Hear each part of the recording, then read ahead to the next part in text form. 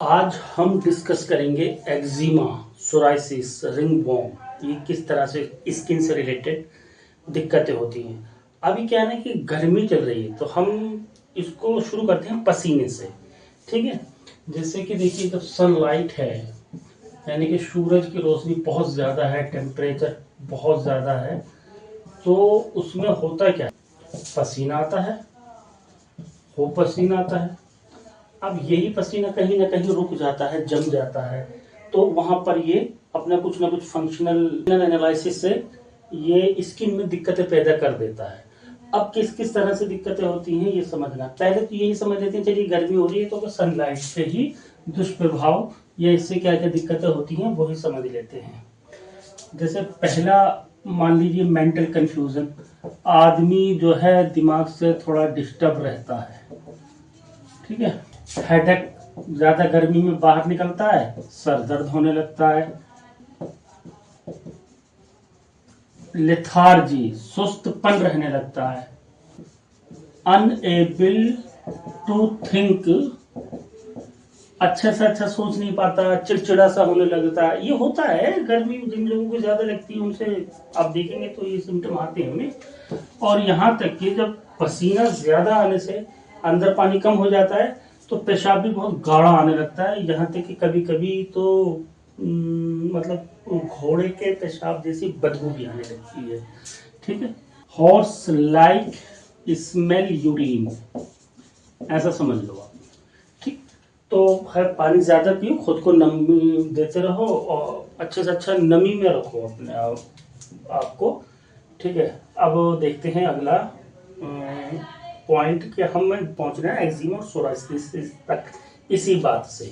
ठीक है, चलिए बात कर रहा था। अब जैसे खुजली है, ठीक है, इसके बीस या इचिंग, ठीक, खुजली में क्या क्या होता है, एक्जिमा है, ठीक है, सोरासिस है, रिंगवॉर्म है।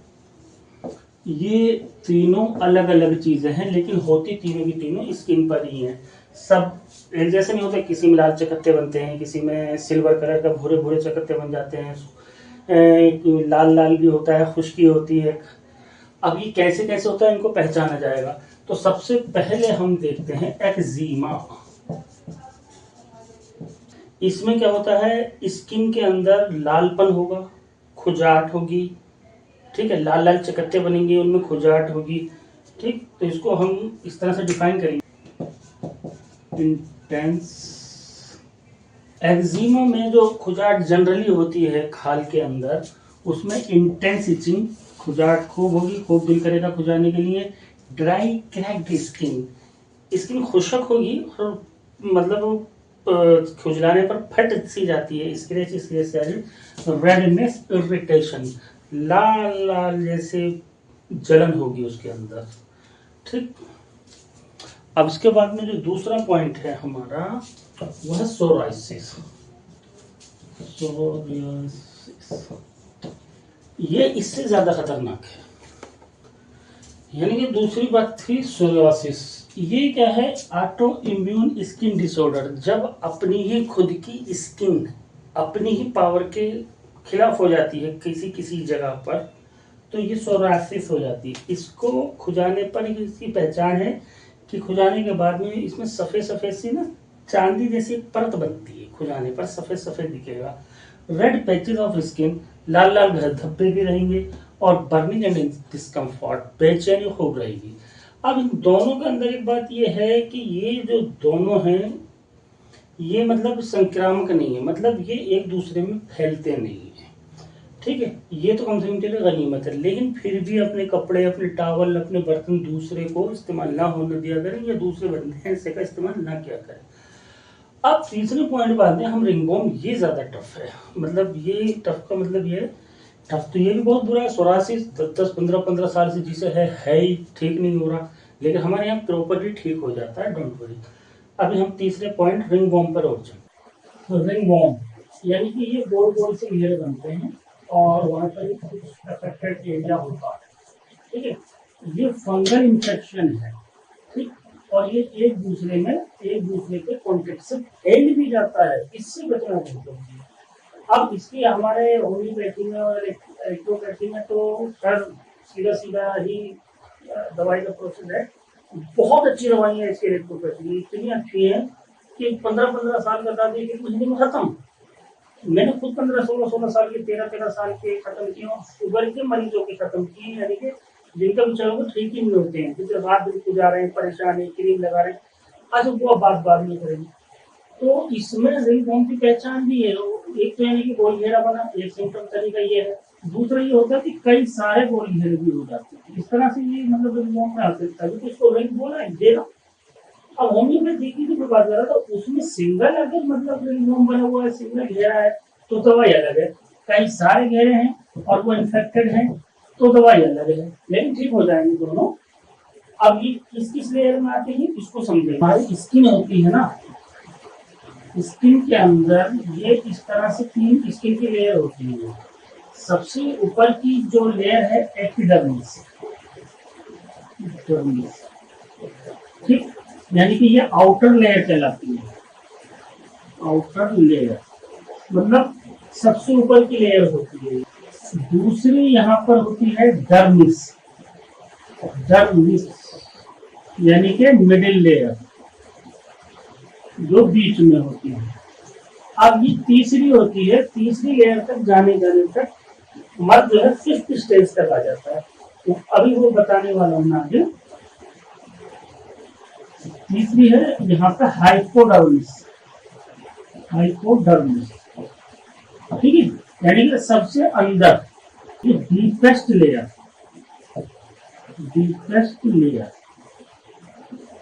अब जैसे ही किसी इंसान को खुजाड़ होती है तो दुनिया का कोई भी मर्द तो 0 से शुरू होता है, थोड़ी 5th स्टेज से शुरू हो जाए। तो बंदे को शुरू में खुजाड़ कहाँ लगेगी, फर्स्ट लेयर पे तो लगेगी एपिडर्मिस पे। ये तो यार संभव है, ये तो इतना संभव है कि आप अगर नींबू का रस भी लगाते रहे तो भी ये बढ़ जाता है। अब ये जैसे जैसे पुराना होता जाता है तो ये आगे बढ़ता रहता है। अगर ये फर्स्ट स्टेज में ठीक नहीं हुआ तो ये यहाँ तक आ जाएगा। इसको और ठीक करना थोड़ा मुश्किल है, ये सब में होगा, एक्जिमा में भी, सोराइसिस में भी, रिंगवर्म में भी। इसको यहाँ तक ठीक करना और मुश्किल है।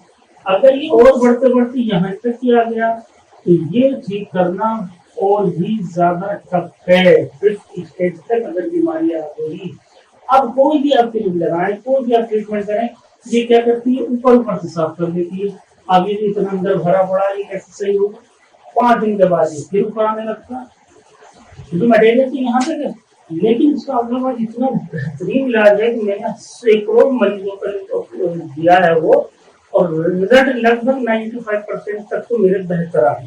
अगर मैं 5% रोक रहा हूँ कहने से तो उसका मतलब ये है कि वो हो सकता है कि वो आगे ट्रीटमेंट नहीं हो, ज्यादा स्टेज में हो, ठीक है। तो अब थोड़ा सा क्या हमें अवॉइड करना है, कैसे रहना है, किस तरह से इसका अच्छे से ट्रीटमेंट लेना है, वो थोड़ा समझते हैं। देखिए, इस तरह की बीमारियों से दूर रहे और जो है अपनी स्किन को भी स्मार्ट रखें। तो हेल्थी स्किन रखना या इस तरह की बीमारी से दूर रहने में देखिए आप विटामिन सी का यूज करते रहे। इस मौसम में विटामिन सी जैसे नींबू का रस लेते हैं, अब ये भी बहुत ज्यादा लेना है। तो इस तरह विटामिन सी जो है is the friend of skin और लगभग हर बीमारी। तो पहली बात तो यह है कि अपने आप को हाइजीन रखें, ठीक, हाइजीन मतलब साफ सुथराई का ध्यान रखें, बेहतरीन नहाए, ये नहीं कि पसीना आ गया आपको तो शाम तक वही कपड़े, तो उसी का तो रिएक्शन होने लगेगा कहीं भी, मतलब जहाँ पर भी लेयर आपकी स्किन की थोड़ी सी कमजोर होगी और वो काम शुरू कर देगी, इन्फेक्शन होना शुरू हो जाएगा, ठीक है। तो मतलब गर्मी ज्यादा हो तो दिन में 2-3 बार मिनिमम 2-3 टाइम्स आप कपड़े चेंज करें अगर धूप में या गर्म जगहों पर रह रहे हैं। दूसरा जो है कि स्किन मॉइस्चर, खुश्की ना रहे स्किन के अंदर, थोड़ा थोड़ा पानी, इतना कुछ शरबत, जूस वगैरह ये लेते हैं, थोड़ा थोड़ा जूस ज्यादा मात्रा में नहीं लेना चाहिए, अदरवाइज वो डाइजेस्ट नहीं होता तो शुगर में कन्वर्ट हो जाता है, क्योंकि ये भी स्किन के अंदर लीवर का रोल है, पर वो बहुत अलग का लॉजिक है, और लॉजिक है वो भी मैंने, अब मैं सबको यहाँ पर डिस्कस नहीं करूंगा ना, एक दूसरे से रिलेटेड होती है बीमारी। तीसरी जो सबसे पॉइंटेड बात है उस पर ध्यान, avoid non triggers. Non triggers यानी कि ऐसी चीजों से बचिए जो स्किन के कांटेक्ट में रहती हैं, जैसे कि क्रीम हो सकती है, उसका इन्फेक्शन हो सकता है। मेरे पास आए ऐसे केस भी क्रीम लगाते हैं और हो जाता है। ऐसे साबुन से बचिए जो आपको इरिटेशन करते हैं, आपको कुछ प्रॉब्लम होती हैं।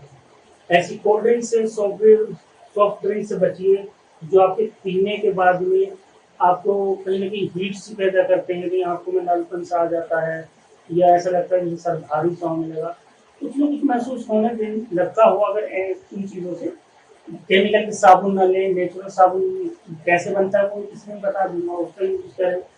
ठीक, तो डायरेक्ट स्किन में लगाने वाली चीज़ों को ध्यान से देख लें। वैसे तो natural aloe vera is the best. जरा कोई बंदे को eczema, allergy, psoriasis, ringworms, tinea, इनसे बहुत बड़ी दिक्कत में हो, महीनों सालों से परेशान हो, ठीक नहीं हो रहा, बिल्कुल आप निश्चिंत रहें। 1 महीने के अंदर अंदर 100% अगर ठीक नहीं हुआ तो 50% से ज्यादा ठीक हो चुका होगा और थर्ड डे में ही रिजल्ट मिल जाएगा।